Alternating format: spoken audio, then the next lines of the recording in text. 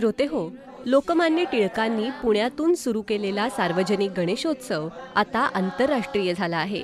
विविध देशात कशा रीतीने गणेशोत्सव साजरा केला जातो हे तिथे राहत असलेल्या नागरिकांकडून आपण जाणून घेत आहोत.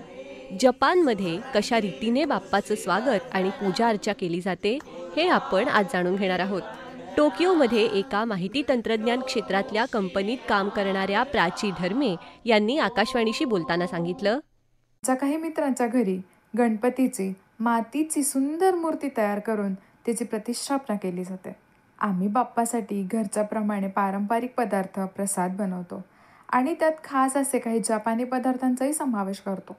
प्रत्येकजण आपल्याला शक्य असेल तसं इथे असलेल्या भारतीय कुटुंब किंवा मित्रांच्या घरी, तर काही जण कम्युनिटी हॉलमध्ये जमतात आणि गणेशोत्सव साजरा करतात.